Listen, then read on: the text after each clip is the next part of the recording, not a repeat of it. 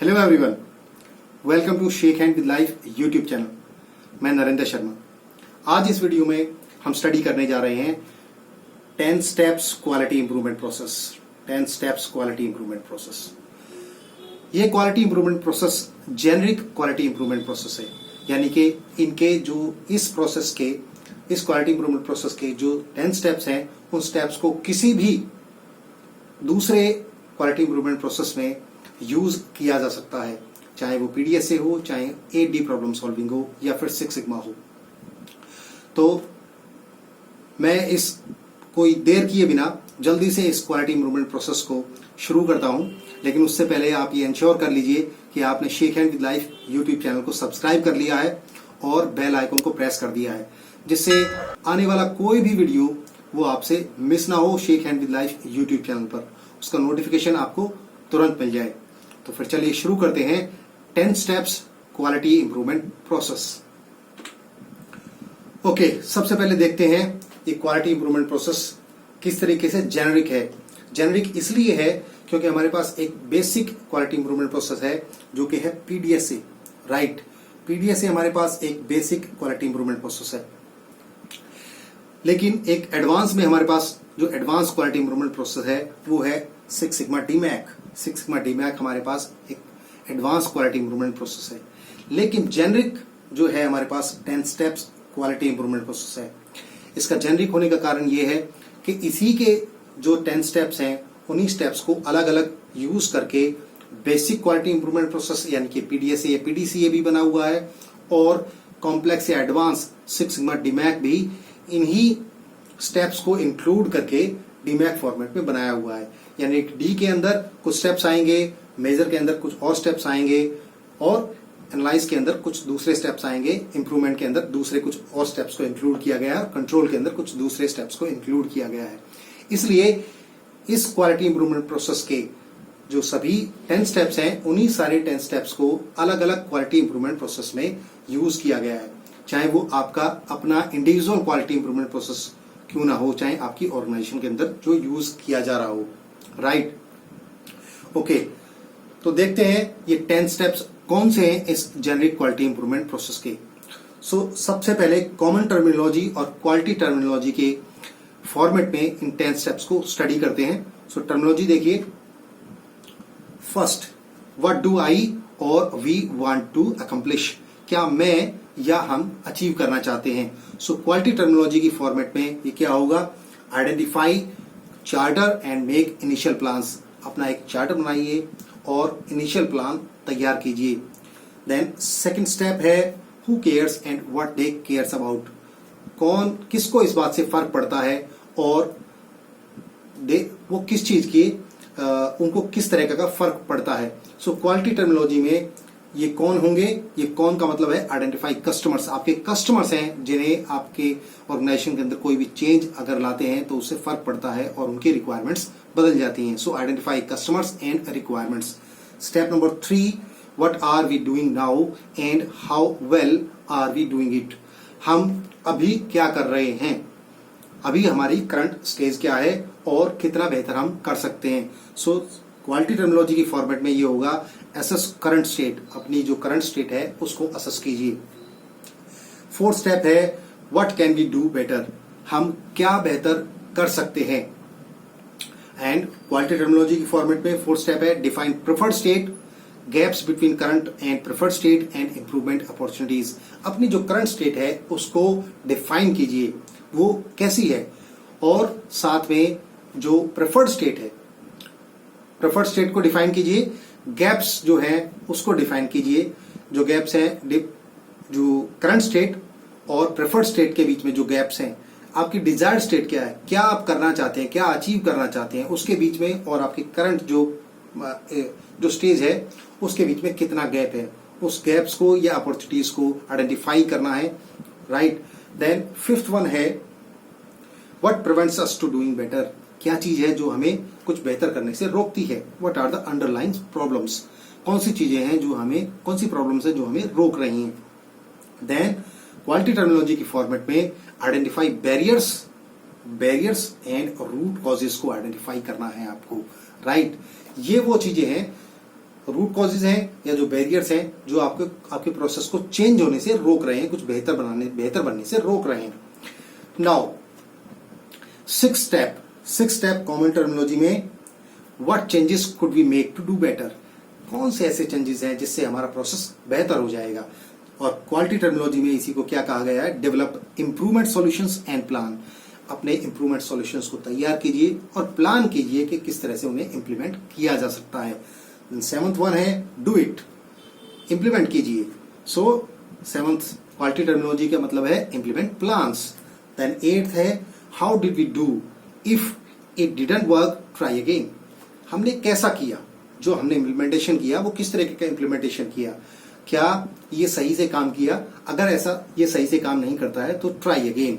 That means quality terminology की format में monitor results, recycle if necessary. अपने results को मॉनिटर कीजिए और रिसाइकल कीजिए अगर जरूरत पड़ती है तो। एंड देन नाइन्थ वन है if it worked how can we do it every time. अगर ये सही जाता है देन इट इज ग्रेट, और अगर ये सही नहीं जाता है so how can we do it every time. तो हम इसे बार बार कैसे रिपीट कर सकते हैं। इसका मतलब है स्टैंडर्डाइजेशन आपको करना पड़ेगा। जो नया चेंज आप लेकर के आए हैं उस नए चेंज को स्टैंडर्डाइज करना पड़ेगा। देन नेक्स्ट वन है what did we learn, let's celebrate.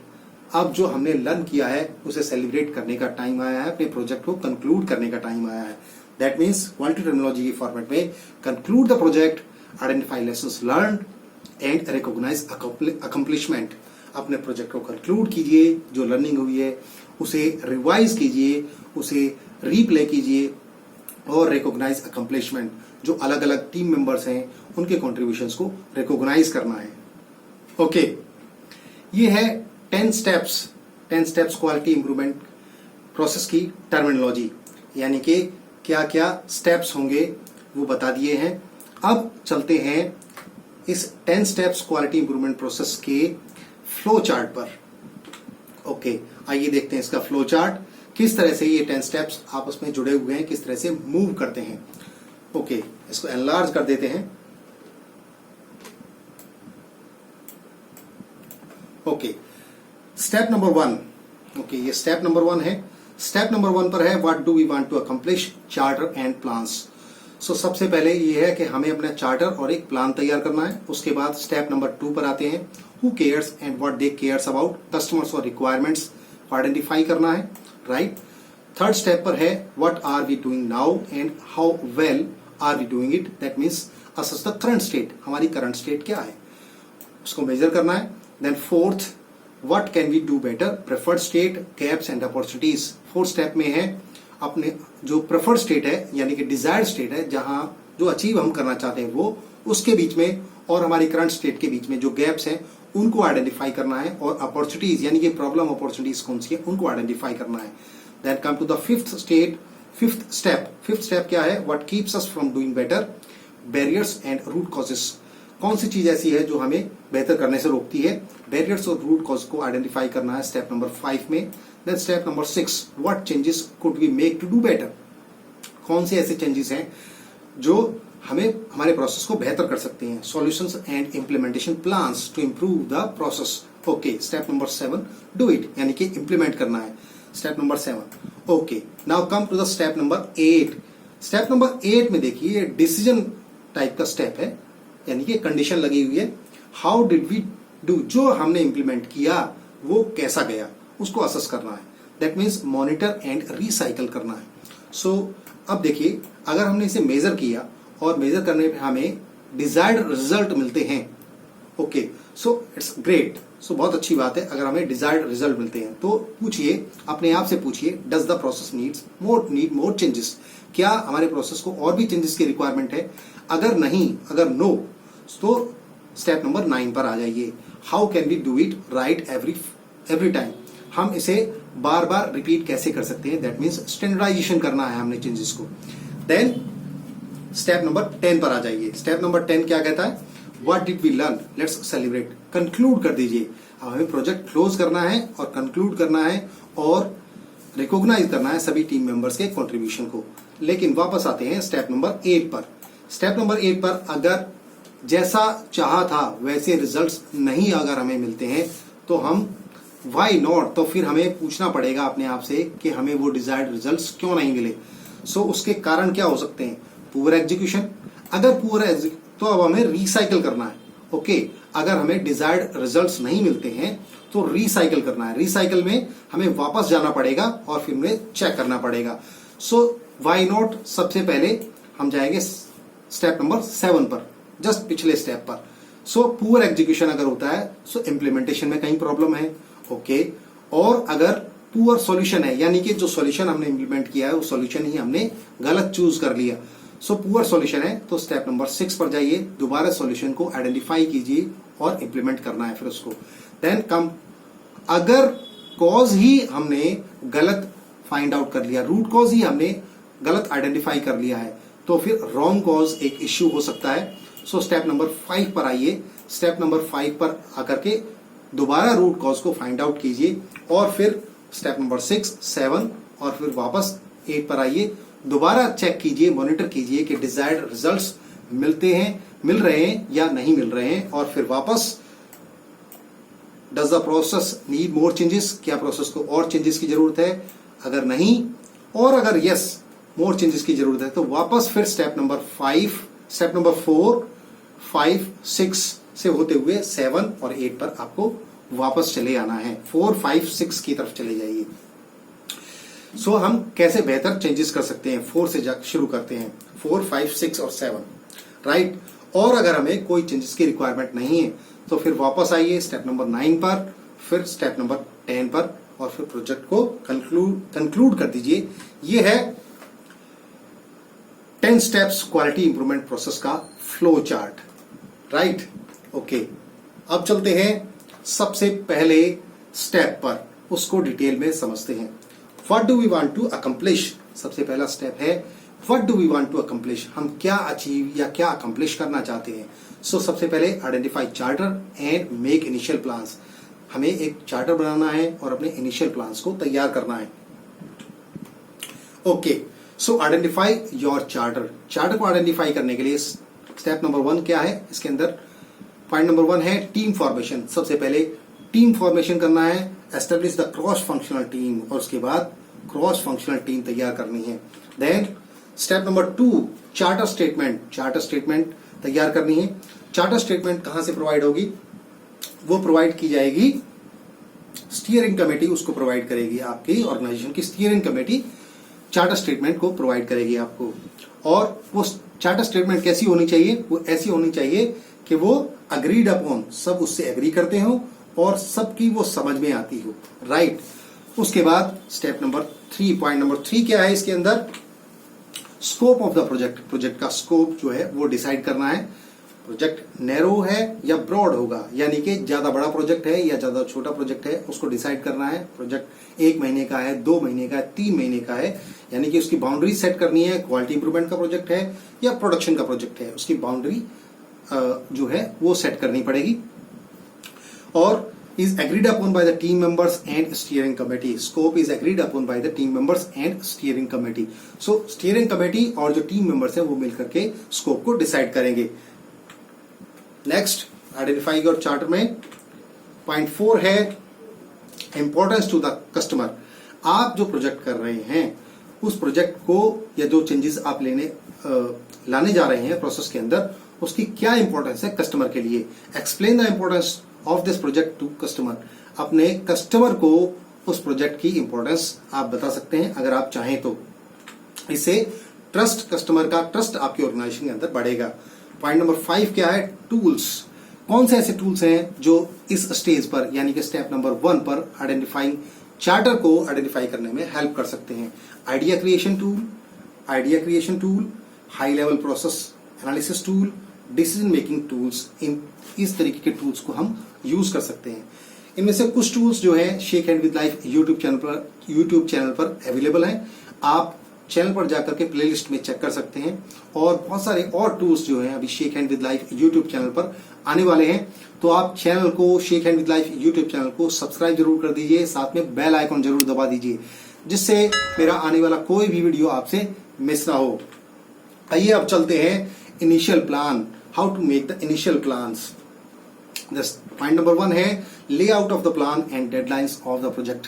सबसे पहले अपने प्रोजेक्ट का एक ड्राफ्ट तैयार कीजिए, एक लेआउट तैयार कीजिए, अपने प्लान का जो भी आप करने वाले हैं उसका एक रफ प्लान आप तैयार कर लीजिए। डेडलाइंस सेट कीजिए अपने प्रोजेक्ट की। Layout a general plan including की स्टेप्स क्या होंगे उसके, वो की स्टेप्स आप ढूंढिए। Set the deadlines for finishing the project, project कब खत्म होगा वो आपको डेडलाइंस सेट करनी है। की स्टेप्स क्या क्या होंगे आपके प्रोजेक्ट के अंदर वो सेट करने हैं और डेडलाइंस आपको सेट करनी है। एक रफ ड्राफ्ट आपको तैयार कर लेना है।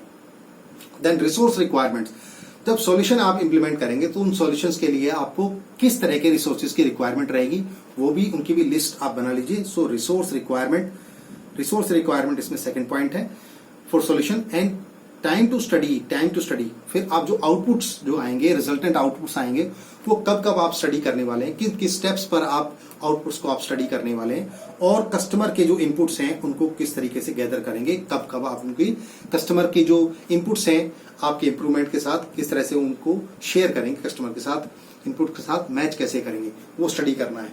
Right now step number 3, point number 3, review points decide कीजिए। रिवीजन अपडेट्स या इन्हें टोल गेट रिव्यूज भी कहा जाता है, यानी कि हर स्टेप के बाद कुछ रिवीजन आपको रिव्यू करना है हर स्टेप के बाद, उन्हें हम हर टोल गेट रिव्यूज कहते हैं। सो ये कौन डिसाइड करेगा, स्टीयरिंग कमेटी या मैनेजमेंट जो है वो उन्हें एस्टेब्लिश करेगी कि क्या इंप्रूवमेंट आए हैं इस स्टेप के बाद, क्या इंप्रूवमेंट आए हैं, कौन कौन से पॉइंट्स ऐसे हैं जो बहुत जरूरी हैं, उन सबको स्टडी करना। सो गांट चार्ट इसके लिए हम बना सकते हैं, Gantt chart to reflect the accomplishments and sustain motivation बनाए रखने के लिए और अकम्पलिशमेंट्स को यानी कि जो भी अचीवमेंट्स आपकी हुई हैं उनको रिफ्लेक्ट करने के लिए भी आप गांट चार्ट्स का यूज कर सकते हैं। राइट ओके, ये था स्टेप नंबर 1। अब चलते हैं स्टेप नंबर 2 पर। सो स्टेप नंबर 2 क्या है, who cares and what do they care about, यानी कि identify customers and their requirements. अपने कस्टमर्स को आइडेंटिफाई कीजिए और उनके रिक्वायरमेंट्स को आइडेंटिफाई कीजिए। सो उसके लिए पॉइंट नंबर 1 क्या है, identify input and output. Input क्या है और आउटपुट क्या है। Identify product and customers, identify product and customers, अपने प्रोडक्ट जो प्रोडक्ट क्या है और कस्टमर्स क्या है एज एन आउटपुट, वो एज एन आउटपुट आइडेंटिफाई करना है आपको। और supplies and suppliers as an input.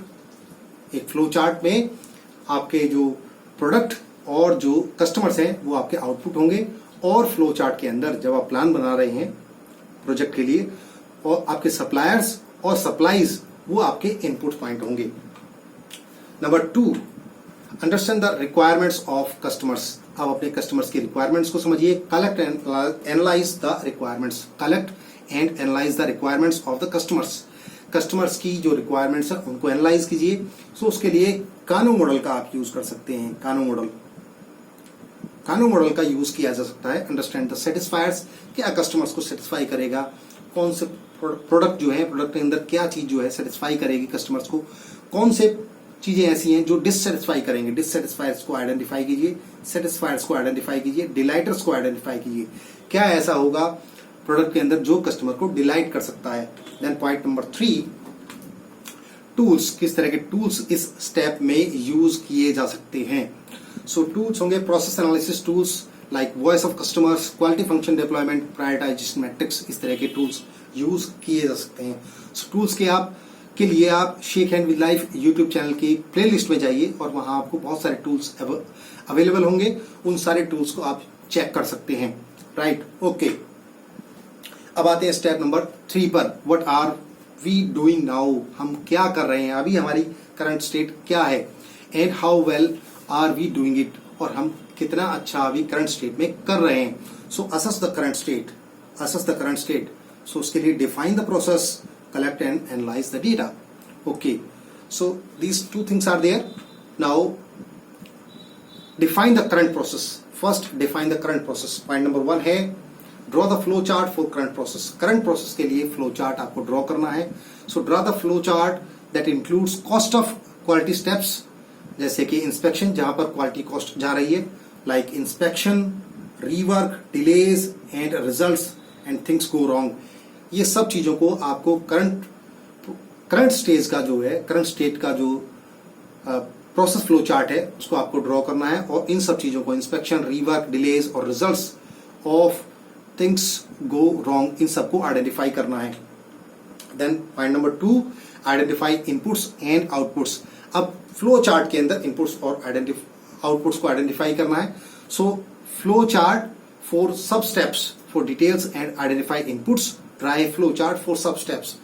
जो फ्लो चार्ट के अंदर जो मेन आपने फ्लो चार्ट बनाया है, अब उनके स्टेप्स के सब स्टेप्स भी आप डिटेल के लिए तैयार कर सकते हैं और उनके आइडेंटिफाई द इनपुट्स और आउटपुट्स आप तैयार कीजिए, आइडेंटिफाई कीजिए उनको इनपुट्स और आउटपुट्स को। Then capture the interfaces.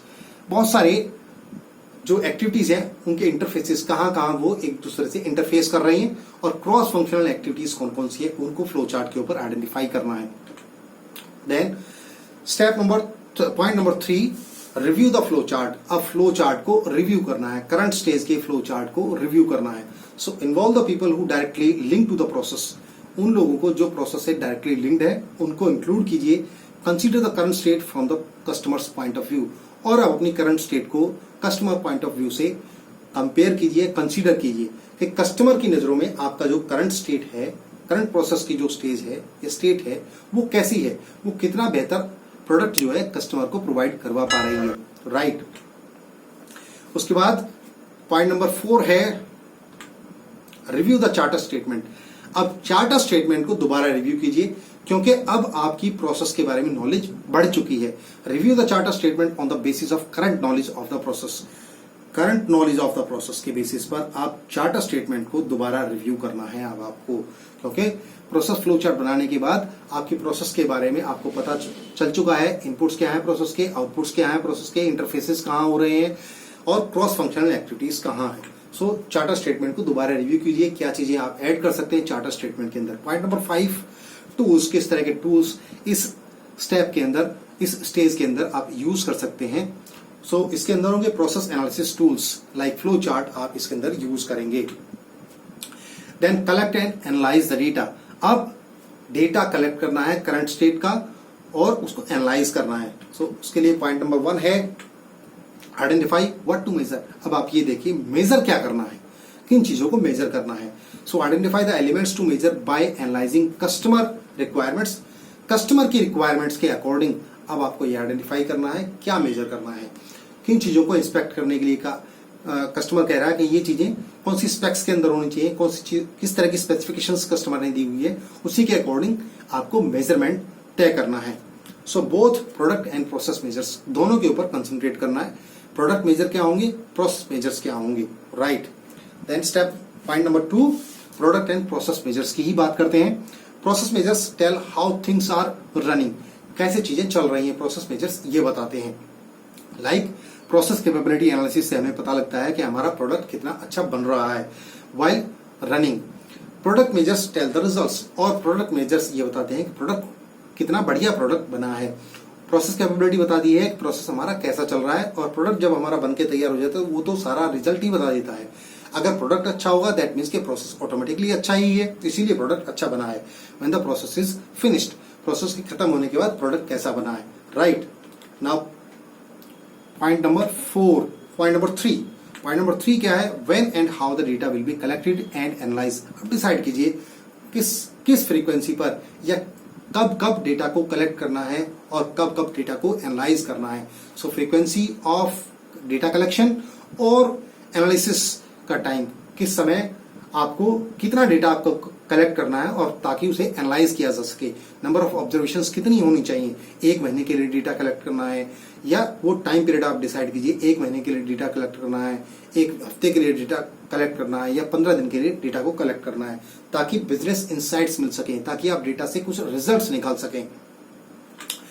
Then point number 4 है टूल्स। किस तरह के टूल्स आप यूज कर सकते हैं इस स्टेप के अंदर। सो data collection and analysis tools हैं लाइक चेकशीट और कंट्रोल चार्ट्स का इस स्टेज के अंदर, इस स्टेप के अंदर, स्टेप नंबर 3 या के अंदर डेटा कलेक्शन और डेटा एनालिसिस के लिए यूज किया जा सकता है। ओके, ये था स्टेप नंबर 3। अब स्टेप नंबर 3 के बाद चलते हैं स्टेप नंबर 4 पर। स्टेप नंबर 4 में क्या है, स्टेप नंबर 4 कहता है what can be do better. हम क्या बेहतर कर सकते हैं। सो डिफाइन प्रेफर्ड स्टेट, यहाँ पर हमें प्रेफर्ड स्टेट या डिजायर्ड स्टेट को डिफाइन करना है, क्या हम चाहते हैं, कितना बेहतर हम चाहते हैं उसको डिफाइन करना है। और identify the gaps between current and preferred state, और जो हमारी करंट स्टेट है और जो प्रेफर्ड स्टेट है उसके बीच में गैप्स को आइडेंटिफाई करना है और अपनी इंप्रूवमेंट अपॉर्चुनिटीज को ढूंढना है। Okay, now define the preferred state. Okay, point number 1 है राइटिंग प्रॉब्लम स्टेटमेंट। सबसे पहले अपनी प्रॉब्लम स्टेटमेंट को राइट कीजिए कि आपको कितना इंप्रूव करना है, उसे राइट कीजिए। Think creatively, brainstorm and try to understand the problems. जितना बेहतर ब्रेनस्टॉर्म कर सकते हैं, जितना ज्यादा ब्रेनस्टॉर्म कर सकते हैं, जितना ज्यादा सोच सकते हैं अपनी प्रेफर्ड स्टेट के बारे में, उतना ज्यादा बेहतर सोचिए, जितना बेहतर आप सोच सकते हैं। Get as many ideas as the group can generate to study the impact, और जो उसके इम्पैक्ट को स्टडी करने के लिए जितना बेहतर, जितने अच्छे आइडियाज आप सोच सकते हैं वो सब सोचिए। Then point number 2, determine the gap. अब देखिए, जो बेहतर आपने सोचा है कि आपको इतना % इंप्रूव करना है, या 30% प्रोडक्शन को इंप्रूव करना है, या क्वालिटी को 30% इंप्रूव करना है, सो उसके लिए अब गैप देखिए, कितना गैप आपके बीच में है। करंट स्टेट क्या है आपकी और प्रेफर्ड स्टेट क्या है, उसके बीच में गैप कितना, उसको आइडेंटिफाई करना है। So draw an ideal flow chart. एक आइडियल फ्लो चार्ट बनाइए उसके लिए। सो उसके लिए आइडियल फ्लो चार्ट बनाइए। Determine the gap between real situation और आइडियल सिचुएशन के बीच में गैप्स को ढूंढिए। Add more details if no problem found. अगर आपको आइडियल फ्लो चार्ट के अंदर कोई प्रॉब्लम फाइंड आउट नहीं होती है तो और डिटेल में फ्लो चार्ट को बनाइए। Now point number 3, eliminate non value added activities in ideal case. अब आइडियल केस के अंदर जितनी भी नॉन वैल्यू एडेड एक्टिविटीज हैं उनको एलिमिनेट कर दीजिए। ओके, लाइक रीवर्क है, चेकिंग है, अप्रूवल्स है, डिलेज है, फिक्सिंग एरर्स है, ये सब नॉन वैल्यू एडेड एक्टिविटीज हैं। इनको आइडियल जो फ्लो चार्ट बना रहे हैं उसके अंदर ये नहीं होनी चाहिए, क्योंकि यही तो ऑब्जेक्टिव है, इन्हीं को तो एलिमिनेट करना है। नाउ पॉइंट नंबर 4, टूल्स किस तरह के यूज करेंगे इसमें। Idea creation tools, process analysis tools का इसमें यूज कर सकते हैं। Idea creation tools like affinity diagram, और प्रोसेस एनालिसिस टूल्स के लिए हम फ्लो चार्ट का यूज कर सकते हैं। और क्योंकि हम प्रेफर्ड स्टेट को यूज कर रहे हैं, प्रेफर्ड स्टेट के लिए प्रोसेस फ्लो चार्ट बना रहे हैं, तो उसके लिए हम प्रोसेस डिसीजन प्रोग्राम चार्ट का भी यूज कर सकते हैं। Now determine the gaps and improvement opportunities. अब इंप्रूवमेंट अपॉर्चुनिटीज को ढूंढना है और गैप्स को आइडेंटिफाई करना है। सो पॉइंट नंबर 1 है find the improvement opportunities, think creatively. फिर दोबारा क्रिएटिवली थिंक कीजिए और अपनी इंप्रूवमेंट अपॉर्चुनिटीज को, क्या क्या इंप्रूवमेंट अपॉर्चुनिटीज हो सकती हैं, प्रॉब्लम्स क्या क्या हो सकती हैं, and find a lot of improvement. जब आप ज्यादा सोचेंगे तो आपको बहुत सारी इंप्रूवमेंट अपॉर्चुनिटीज दिखाई देंगी। So use data to prioritise the problem. अब डेटा का यूज कीजिए और प्रॉब्लम्स को प्रायोरिटाइज कीजिए, इंप्रूवमेंट अपॉर्चुनिटीज को प्रायोरिटाइज कीजिए। Number 2, focus on most significant problem या मोस्ट सिग्निफिकेंट अपॉर्चुनिटी को आइडेंटिफाई करना है आपको। So focus on most significant ways to improve that will make a difference to the customer, make a difference to the customer and और long term difference to the organisation. या तो जो customer के लिए कोई डिफरेंस लेके आ सकता है, यानी कस्टमर को उससे बहुत ज्यादा फर्क पड़ता है, कस्टमर को प्रोडक्ट बहुत बेहतर क्वालिटी का मिलता है, कस्टमर को जो परचेज कर रहे हैं उसकी कॉस्ट कम हो जाती है, और लॉन्ग टर्म या ऑर्गेनाइजेशन के लिए बहुत ज्यादा बेनिफिशियल हो जाता है। सो इस तरह की जो प्रॉब्लम या अपॉर्चुनिटी है उसको आप सबसे पहले एड्रेस करेंगे। Then point number 3, start with simple. हमेशा सिंपल से शुरू कीजिए। Go for easier objective in order to learn. हमेशा ऐसा ऑब्जेक्टिव सेट कीजिए जो इजी टू अचीव हो। Then later go back to more difficult problem. उसके बाद फिर डिफिकल्ट प्रॉब्लम्स की तरफ आप मूव कर सकते हैं। पॉइंट नंबर 4, टूल्स किस तरह के टूल इस स्टेप में यूज किए जा सकते हैं। सो data collection and analysis tools है, देन प्रोसेस एनालिसिस टूल्स का यूज किया जा सकता है, evaluation and decision matrix tools का इसमें यूज किया जा सकता है। राइट, नाउ अब चलते हैं स्टेप नंबर 5 पर। स्टेप नंबर 5 क्या है? What prevents us from doing better. क्या चीज है जो हमें कुछ बेहतर करने से रोकती है?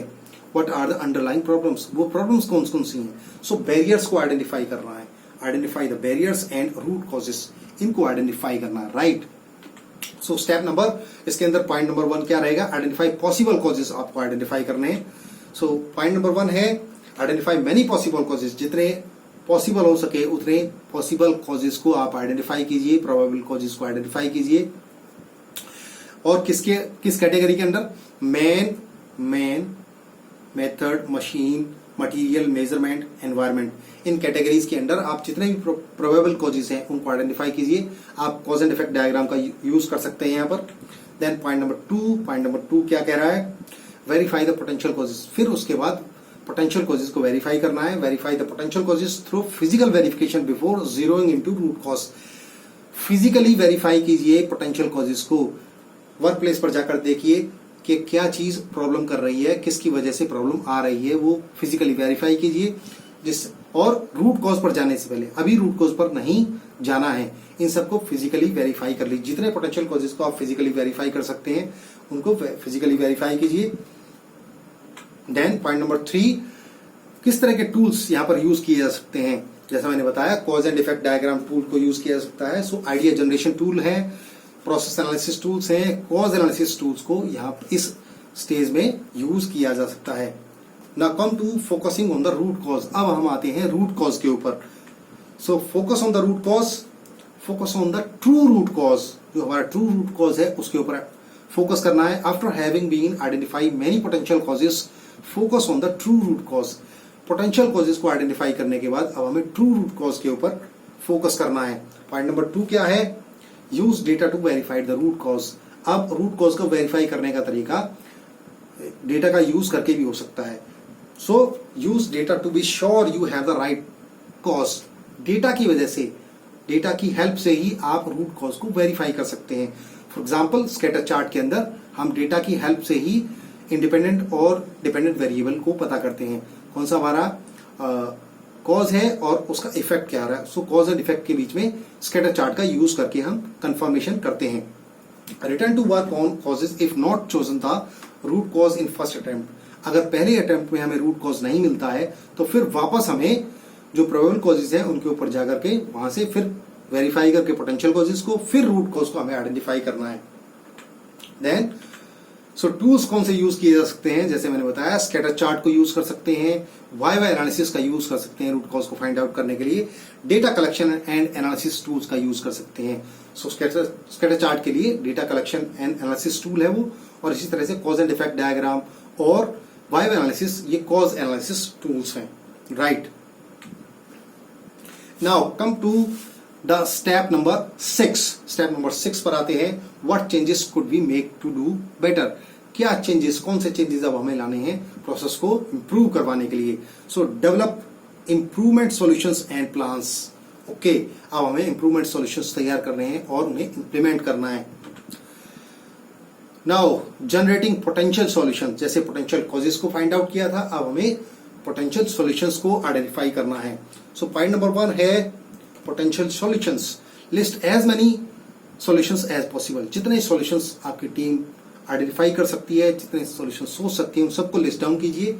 ये सब के सब रियलिस्टिक और फिजिबल सॉल्यूशंस हो. फिजिबल का मतलब है जिन्हें आप अचीव कर सकते हैं. So before settling to one solution, जितने भी सॉल्यूशन आप सोच सकते हैं, जितने भी पोटेंशियल सॉल्यूशन सोच सकते हैं वो सोचिए. और अभी हमें सॉल्यूशन को, किसी भी एक सॉल्यूशन को फाइनल नहीं करना कि ये अब हम इंप्लीमेंट करने वाले हैं. Then point number 2, creative thinking का यहाँ यूज करेंगे. Think creatively, combine 2 solutions. बहुत बार ऐसा होता है कि हम दो सॉल्यूशंस को मिला करके एक ग्रेट सॉल्यूशन बना सकते हैं. हाइब्रिडिंग बोलते हैं इसको, हाइब्रिड करना. सो एक 2 छोटे सॉल्यूशन को बना करके, मिला करके एक बड़ा सॉल्यूशन हम तैयार कर सकते हैं. नाउ पॉइंट नंबर 3, टूल्स किस तरीके के यूज किए जाएंगे यहाँ पर. आइडिया क्रिएशन टूल्स और प्रोसेस एनालिसिस टूल्स का यहाँ पर यूज कर सकते हैं. सो प्रायोरिटाइजेशन मैट्रिक्स इसमें एक बहुत बढ़िया टूल है. न्यू 7 किसी टूल्स के अंडर आता है. न्यू 7 किसी टूल्स की complete list, complete course shake hand with life YouTube channel पर अवेलेबल है. आप प्लेलिस्ट सेक्शन में जाएं और न्यू 7 किसी टूल्स के अंदर जाकर के प्रायोरिटाइजेशन मैट्रिक्स को स्टडी कर सकते हैं। साथ में shake hand with life YouTube channel को सब्सक्राइब जरूर कर लीजिए और बेल आइकन को जरूर प्रेस कर दीजिए, जिससे आने वाला कोई भी नया वीडियो आपसे मिस ना हो। Okay, now choosing the best solution. अब हमें बेस्ट सॉल्यूशन को चूज करना है, राइट। सो पॉइंट नंबर 1 इसमें क्या होगा, इवेल्युएट पोटेंशियल सॉल्यूशंस। अब हमें पोटेंशियल सॉल्यूशंस को इवेल्युएट करना है, तभी तो हम बेस्ट सॉल्यूशन ढूंढ पाएंगे। सो आस्क योरसेल्फ, अपने आप से पूछिए, how effective will it be, ये कितना इफेक्टिव होगा। जो भी सॉल्यूशन आपने लिस्ट डाउन किए हैं उनमें से ये देखिए कि कौन सा सॉल्यूशन कितना इफेक्टिव होगा और वो कितना इजीली अचीवेबल है, यानी कि इफेक्टिव और अचीवेबल होना चाहिए solution, right. Point number 2 prepare decision matrix. तो इसके लिए डिसीजन मैट्रिक्स आपको तैयार करनी है। So prepare decision matrix under the broad headings of effective and achievable. So effective and achievable के अंडर आपको एक डिसीजन मैट्रिक्स तैयार करनी है। कौन सा सॉल्यूशन आपका इफेक्टिव है, कौन सा सॉल्यूशन आपका अचीवेबल है, कौन सा सॉल्यूशन आपका इफेक्टिव भी है, कौन सा सॉल्यूशन आपका अचीवेबल भी है, कौन सा सॉल्यूशन आपका अचीवेबल है लेकिन इफेक्टिव नहीं है। इस तरह से आप वो सॉल्यूशन आप ढूंढ सकते हैं जो इफेक्टिव भी हो और जो अचीवेबल भी हो, राइट। देन पॉइंट नंबर 3 क्या कहता है, टूल्स कौन से यूज किए जाएंगे। यहां पर टूल्स हम यूज करेंगे डिसीजन मेकिंग टूल्स का यूज यहां पे किया जाएगा। तो ये स्टेप नंबर 6 है, जिसके अंदर हम सॉल्यूशंस को आइडेंटिफाई करते हैं, पोटेंशियल सॉल्यूशंस को आइडेंटिफाई कर सकते हैं, फिर उसमें से बेस्ट सॉल्यूशन को हम उसको इवेल्युएट करके फाइंड आउट करते हैं कौन सा सॉल्यूशन बेस्ट होगा। ओके, स्टेप नंबर 6 में एक चीज और भी है और वो है प्लान द चेंज। यानी कि अब आपको चेंज को इंप्लीमेंट कैसे करना है उसके लिए भी आपको एक प्लान बनाना पड़ेगा। बिना प्लान किए तो आप चेंज को इंप्लीमेंट कर ही नहीं सकते। सो उसके लिए प्लान बनाने के लिए क्या करेंगे, पॉइंट नंबर 1 है इम्प्लीमेंटेशन प्लान। आपको इम्प्लीमेंटेशन प्लान तैयार करना है। सो develop the plan carefully and ensure it's easier implementation. और इसके इजियर इम्प्लीमेंटेशन को एंश्योर कीजिए, जिसके अंदर क्या इंक्लूड होगा, व्हाट, हु, व्हेन, कौन क्या कब करेगा, right. Measure and monitor the changes, और फिर चेंजेस को मेजर करने के लिए और मॉनिटर करने के लिए जो एक प्लान है वो तैयार करना है आपको। पॉइंट नंबर 2 इसमें क्या इंक्लूड है, प्रिपेयर कंटिजेंसी प्लान। अब एक कंटिजेंसी प्लान भी तैयार करना है आपको। देखिए, कॉमन मैन में और एक क्वालिटी प्रोफेशनल में यही डिफरेंसेस है। कॉमन मैन पॉजिटिव सोच सकता है, नेगेटिव से सोचने से उसे डर लगता है, लेकिन एक क्वालिटी प्रोफेशनल के लिए नेगेटिव थिंकिंग एक इंपॉर्टेंट टूल की तरह से होता है। सो क्वालिटी प्रोफेशनल के लिए नेगेटिव थिंकिंग नेगेटिवली सोच पाना उसके लिए एक असेट की तरह से है।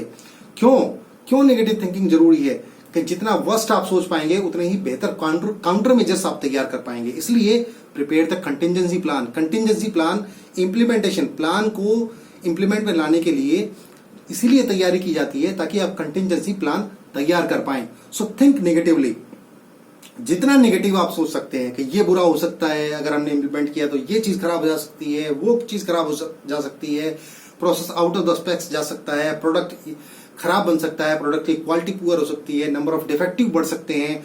जितना भी नेगेटिव आप सोच सकते हैं उतना नेगेटिव सोचिए। व्हाट कैन गो रॉन्ग, सब आपको गलत सोचना है।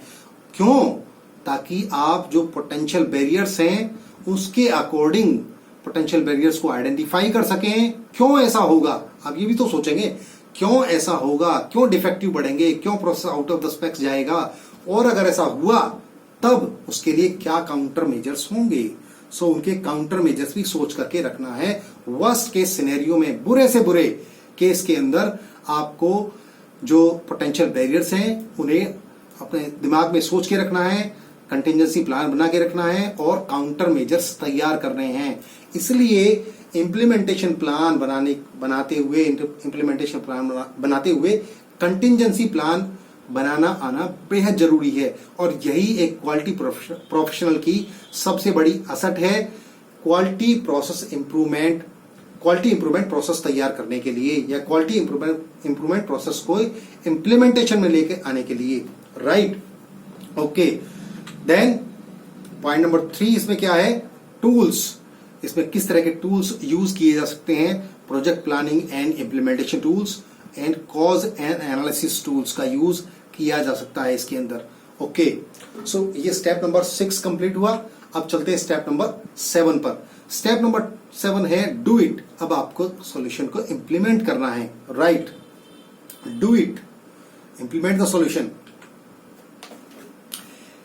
ओके, सो इंप्लीमेंट सॉल्यूशन में पॉइंट नंबर 1 क्या कहता है? Prototype testing. अब ऐसा नहीं है जो सॉल्यूशन आपने आइडेंटिफाई किया उसको पूरी ऑर्गेनाइजेशन के अंदर या पूरी प्रोसेस के ऊपर एकदम से इंप्लीमेंट कर देंगे, नहीं। अब टेस्ट करना है सॉल्यूशन को, सो उसे हम प्रोटोटाइप टेस्टिंग कहते हैं। Choose test your solution, test the chosen solution on small scale such as 1 region, 1 unit और 1 क्लास। इनके ऊपर टेस्ट करना है, किसी एक क्लास में, किसी एक रीजन में या किसी एक यूनिट के ऊपर अपने सॉल्यूशन को टेस्ट करना है। Plan to continue the test long enough to observe the problem. अपने सॉल्यूशन को इतना प्लान को या सॉल्यूशन जो भी इंप्लीमेंट किया है उसको इतने टाइम के लिए कंटिन्यू कीजिए जिससे कि आप ऑब्जर्वेशंस जो है उनको कलेक्ट कर पाए, ये समझ पाए कि प्लान जो आपने इंप्लीमेंट किया था या जो सॉल्यूशन आपने जो सोचा था, जो बनाया था, वो सही रहेगा या नहीं रहेगा।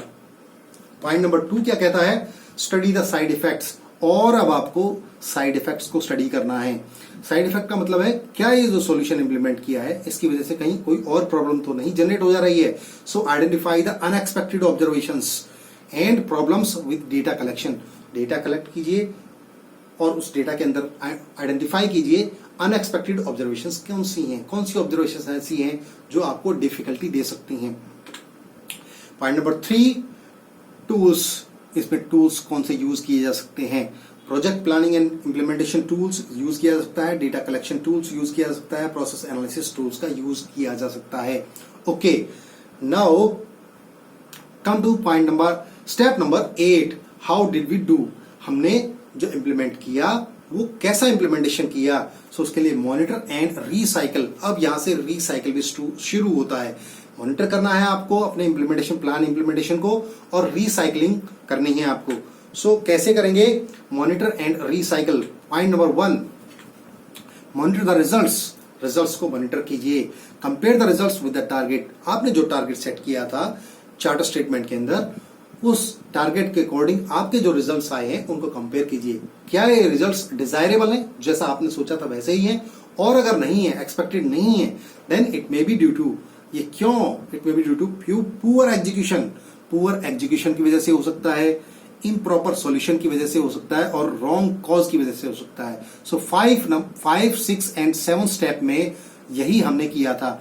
एग्जीक्यूशन हमने स्टेप नंबर 5 में किया, इम्प्रॉपर सॉल्यूशन एग्जीक्यूशन हमने किया स्टेप नंबर 7 में, सॉल्यूशन हमने ढूंढा स्टेप नंबर 6 में और कॉज हमने ढूंढा स्टेप नंबर 5 में। सो 5, 6 में हमें फिर रिसाइकलिंग करनी है। स्टेप नंबर 2, पॉइंट नंबर 2 क्या कहता है? Recycle and review. Now recycle to step number 7 4 poor execution, 7 4 poor execution, 6 4 better solution and 5 4 find the right cause. Okay, review the results. दोबारा फिर रिजल्ट्स को रिव्यू कीजिए। फोकस ऑन टारगेट, हमेशा target के ऊपर फोकस कीजिए। अब चेंज के ऊपर फोकस मत कीजिए जो आपने, क्योंकि चेंज तो जो करना था वो कर दिया अब आपने।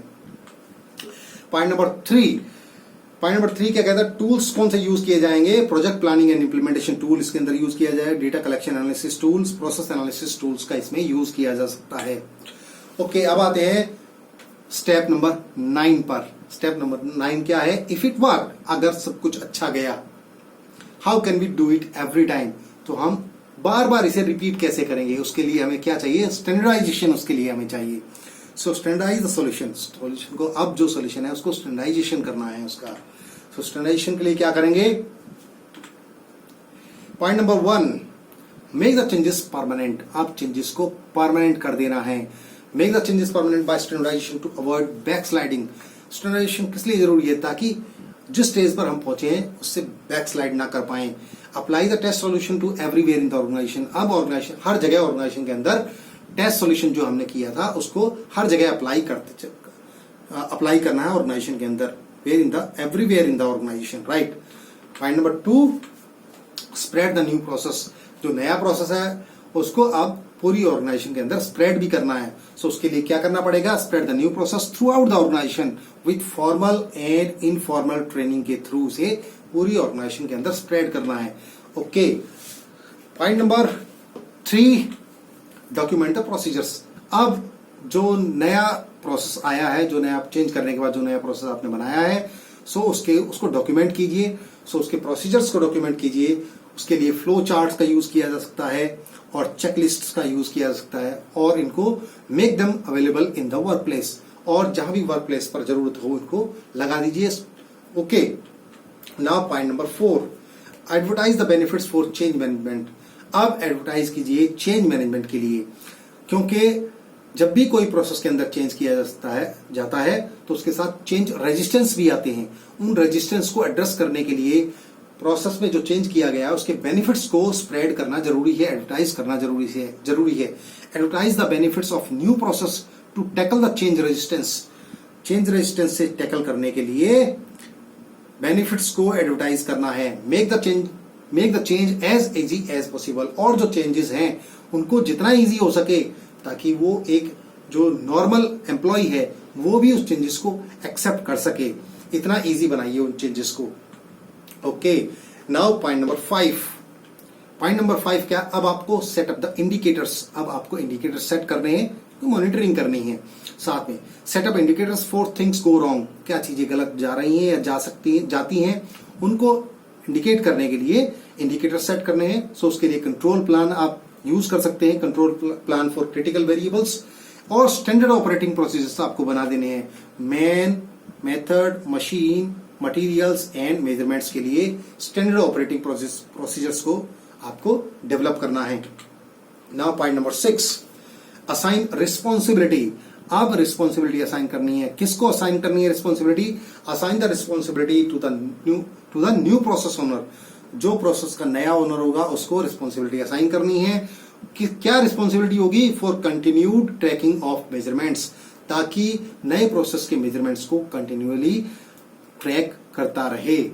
ओके, पॉइंट नंबर 7, टूल्स कौन से यूज करेंगे हम सॉल्यूशन को स्टैंडर्डाइज करने के लिए? सो आइडिया क्रिएशन टूल्स चाहिए हमें, प्रोसेस एनालिसिस टूल्स चाहिए, project planning and implementation tools चाहिए, डेटा कलेक्शन और एनालिसिस टूल्स हमें चाहिए। ये चारों कैटेगरी टूल्स हमें चाहिए। सो ये चारों कैटेगरी टूल्स, कुछ tools shake hand with life YouTube channel पर अवेलेबल हैं।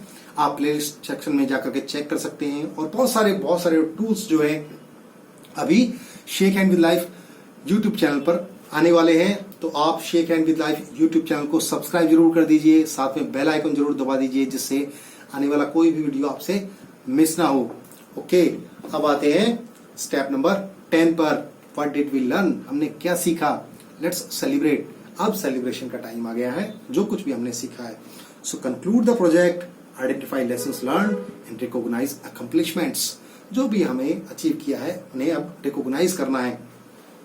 तो पॉइंट नंबर 1 कंक्लूजन के अंदर रीप्ले का मतलब है जो भी आपने किया, जो भी आपने डॉक्यूमेंट इकट्ठे किए, उन सबको कलेक्ट करना है, उनको सबको दोबारा एक बार स्टडी करना है। So charter statement, implementation plans, team minutes to remind you of the process your team.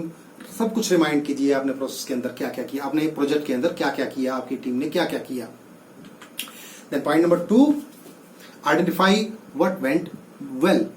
ये भी आइडेंटिफाई कीजिए कि क्या क्या अच्छा गया, क्या क्या अच्छा हुआ, क्या आपने लर्निंग किया। लर्निंग अबाउट टीम वर्क के दौरान आपने क्या क्या अच्छा सीखा, इंप्रूवमेंट्स कौन कौन से किए, and improvement process you followed, कौन से इंप्रूवमेंट प्रोसेस को आपने फॉलो किया। Gathering data and your organisation. आप जो काम के दौरान, आपकी ऑर्गेनाइजेशन के दौरान, आपकी जो वर्क ऑर्गेनाइजेशन था उसके दौरान आपने किस तरह का डेटा कलेक्ट किया और क्या क्या आपकी लर्निंग हुई। Right, now lessons learn and recognitions. आप जो आपने सीखा उनको आइडेंटिफाई करना है। Point number 3, share the learnings, share your learnings through steering committee, quality advisors, best practice data, newsletters, conferences and so on. अब अपनी जो लर्निंग है वो सबको शेयर भी करना है, किसके थ्रू? स्टीयरिंग कमेटी की हेल्प से, क्वालिटी एडवाइजर्स की हेल्प से, बेस्ट प्रैक्टिस डेटाबेस की हेल्प से, और न्यूज़लेटर कॉन्फ्रेंसेस की हेल्प से। नाउ पॉइंट नंबर 4 है plan an event to celebrate. अब सेलिब्रेशन का टाइम आ गया है। So recognise the work. जो भी आपके टीम मेंबर्स हैं, उन टीम मेंबर्स का जो भी कंट्रीब्यूशन रहा है, किसी ने डेटा कलेक्ट किया होगा, किसी ने क्रिएटिव थिंकिंग की होगी, किसी ने आइडिया बताया होगा, किसी ने सॉल्यूशन सोचे होंगे, उन सब का कंट्रीब्यूशन जो है उन्हें रिकॉग्नाइज करना है। Learning and improvement done during the project, और जो भी लर्निंग और इम्प्रूवमेंट जो हुआ है उसको भी रिकॉग्नाइज करना है। नाउ पॉइंट नंबर 5, टूल्स कौन से यूज किए जा सकते हैं। सो आइडिया क्रिएशन टूल है, फिर उसी कैटेगरी के टूल यूज किए जा सकते हैं। Project planning and implementation tool है। Extract your learning from your experiences, ताकि आपके जो लर्निंग फ्रॉम योर आपके एक्सपीरियंसेस से जो भी आपकी लर्निंग हुई है उसको एक्सट्रैक्ट किया जा सके।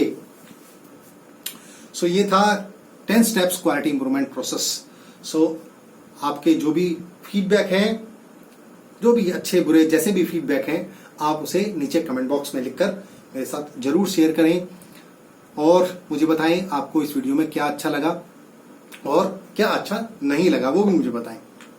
देन और अगर कुछ अच्छा लगा है, आपको ये वीडियो पसंद आया है, ये 10 स्टेप्स क्वालिटी इंप्रूवमेंट मेथोलॉजी या क्वालिटी इंप्रूवमेंट प्रोसेस आपको समझ में आया है, अच्छा पसंद आया है, तो लाइक बटन को जरूर हिट कर दीजिए और शेयर कीजिए इस वीडियो को अपने दोस्तों के साथ और कलीग्स के साथ, जिससे वो भी इस 10 steps quality improvement process, generic quality improvement process को समझ सकें और आगे शेयर कर सकें। और ज्यादा वीडियोस देखने के लिए shake hand with life YouTube channel पर स्विच कीजिए और प्लेलिस्ट सेक्शन में जाइए। प्लेलिस्ट सेक्शन में आपको बहुत सारे टूल्स आपको वहां पर मिलेंगे लर्निंग के लिए। 7 क्विज टूल्स हैं, न्यू 7 क्विज टूल्स हैं और भी बहुत तरीके के टूल्स आपको वहां पर मिलेंगे, तो आप प्लेलिस्ट सेक्शन में जाकर के टूल्स को स्टडी कर सकते हैं। Shake hand with life YouTube channel को सब्सक्राइब जरूर कर दीजिए और बेल आइकन को तो आप दबा ही देंगे जरूर, जिससे कि आने वाला कोई भी वीडियो आपसे मिस नहीं होगा। ओके, और कोर्स नोट्स और ई बुक्स के लिए आप मेरी वेबसाइट www.shakehandwithlife.in पर जरूर विजिट करें और वहां से आप कोर्स नोट्स और ई बुक्स को प्रीव्यू भी कर सकते हैं और बाय भी कर सकते हैं। तो इस वीडियो में इसी के साथ मैं आपसे विदा लेना चाहूंगा। Thanks for having stay with me. नए वीडियो में एक नए टॉपिक के साथ या एक नए टूल के साथ या एक नए प्रोसेस के साथ मैं आपको फिर दोबारा मिलूंगा। तब तक के लिए बाय बाय।